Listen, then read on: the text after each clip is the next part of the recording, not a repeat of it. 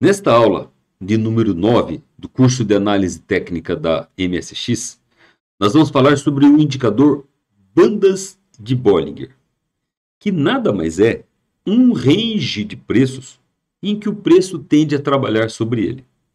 Olha, a banda de Bollinger, você vai reparar que ela tem uma média central e nós vimos na aula anterior o que é uma média móvel.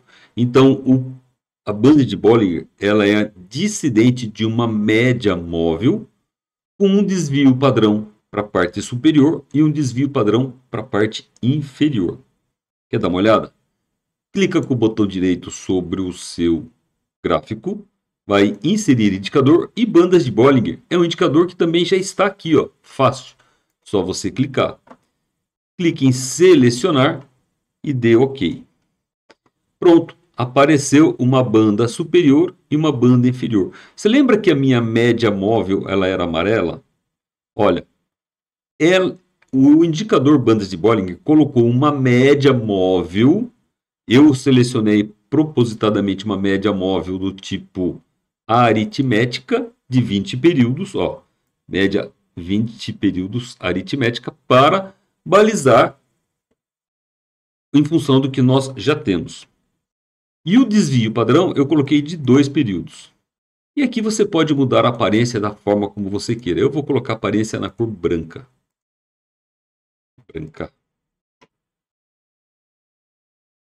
E vou desligar a média. Por que eu vou desligar a média? Ó, vou desabilitar a média, porque eu já tenho uma média de 20 períodos ali no meu gráfico.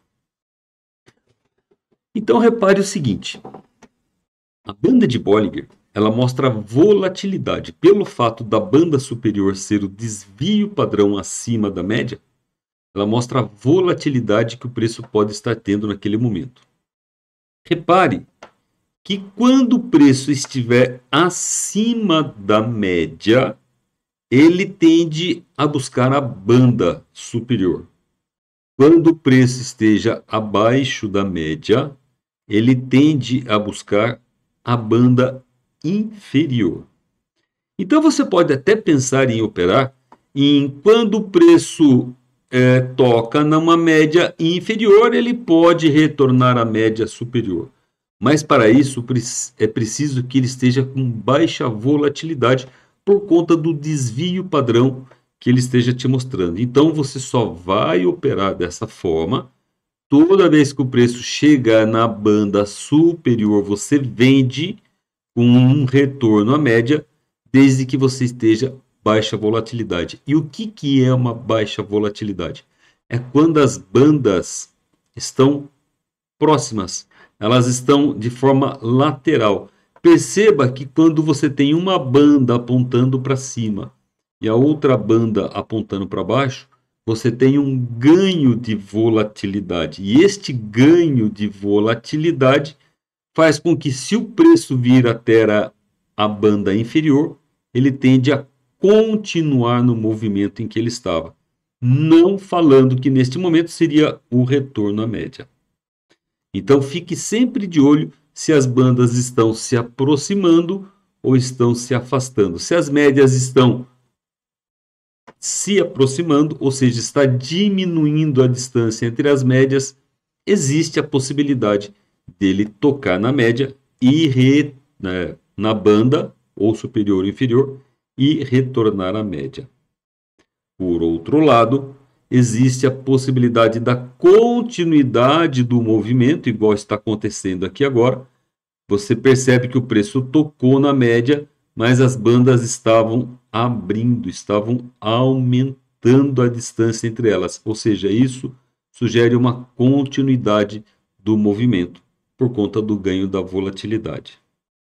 Existe um padrão operacional que se chama o famoso fechou fora, fechou dentro. Então, quando você tem um candle que fecha fora da banda e o próximo fecha dentro da banda, existe a possibilidade do preço retornar à média, desde que a volatilidade esteja diminuindo. Perceba que neste caso, aqui em específico, a banda, o preço fechou fora, no candle seguinte ele fechou dentro da banda. mas as bandas estavam abrindo, não tendo aí então uma perda de força. Já neste caso aqui, você percebe que a distância entre as bandas tende a diminuir. Por isso que ele teve um fechou fora, fechou dentro, e ele veio retornar às médias.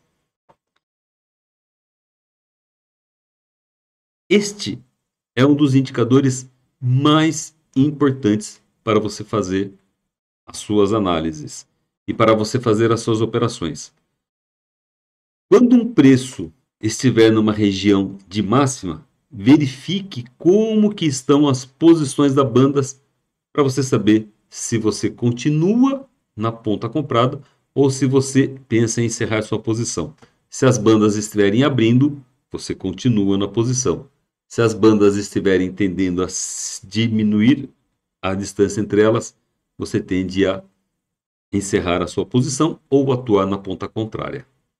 Na próxima aula, nós vamos falar sobre um indicador também muito interessante, que ele mostra quando o preço está ou sobrecomprado ou sobrevendido.